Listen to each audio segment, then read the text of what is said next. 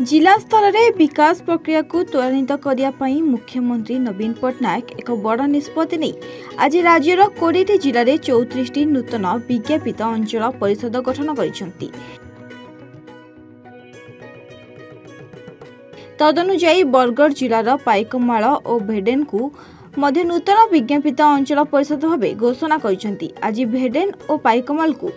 NSC घोषणा नहीं अंचल में खुशी लहरी खेली जाइछि। अंचलवासी बहुदिन एनएससी मान्यता प्रदान करने को दाबी कर आसुथिले। एही अवसर में भेडेन बीजेडी कर्मी माने विधायिका श्रीमती स्नेहांगिनी छुरिया को स्वागत करी एक विशाल शोभायात्रा भेडेन ब्लॉक रु बाहरी ग्राम परिक्रमा करी बस स्टैंड ठारे पहुंची सेठारे अनुष्ठित सभारे विधायिका श्रीमती छुरिया मुख्यमंत्री भेडेन को एनएससी घोषणा करथिबारु कृतज्ञता जणाइथिले। एही कार्यक्रम में ब्लॉक अध्यक्ष सुप्रभा महालिंग उपाध्यक्ष डोरामणि खेती भेडेन सरपंच अक्षय नायक जिला परिषद सभ्या पद्मिनी गड़तिया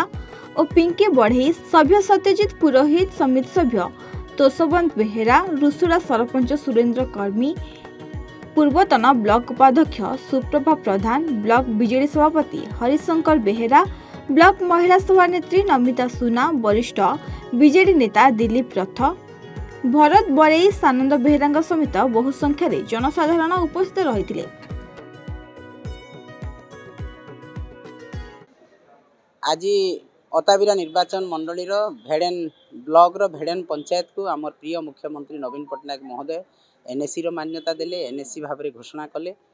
बहुत दिन आम आशा रखी आमर बुद्धिजीवी माने आमर वकिल संघर भाई माने ये अंचल जनसाधारण माननीय मुख्यमंत्री को अनुरोध करते मोर माध्यम रे जे एनएससी करा जाऊ भेडेन को एवं आज से स्वप्न साकार होती माननीय मुख्यमंत्री आमर प्रिय नेता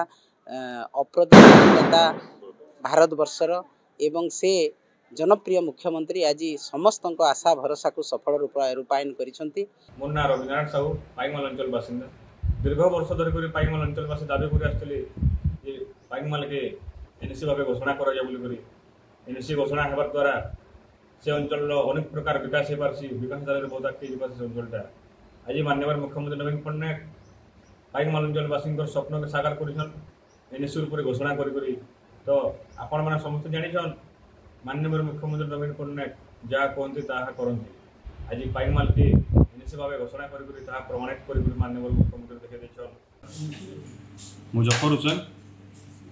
एनएससी देखुन आज पाइकमाल अंचल गोटे खुशी लहर देजे आ मुई धन्यवाद देमी माननीय मुख्यमंत्री ओडिशा मुख्यमंत्री को जे प्रतिश्रुति भले लेट रे पूरण कले किंतु पूरण कले पाइकमाल अंचल रे जेन गोटे दाबी थिला सीएससी और एनएससी सीएससी भी किछि दिन आगु पूरण होई जे दाबीडा किंतु सेटा खाली कागज पत्र रे अछि आज तो गोटे डॉक्टर देखा नै न।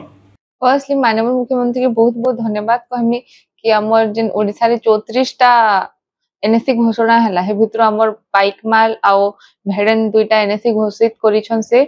आम अंचलवासी भी बहुत खुश अच्छा बाय इलेक्शन टाइम रे कही आम समस्त बड़ दाबी थिला कि पाइकमाल एनएससी हो और इनु जेन पीएससी अच्छे सेटा सीएससी हो आउ विदिन 1 ईयर भितरे आमर पीएससी टा सीएससी हला आमर एनएससी पाइकमाल घोषणा हला तो हेतिले आम अंचलवासी भी बहुत खुश अच्छु आ तांको बहुत बहुत धन्यवाद और कृतज्ञता जणाउ।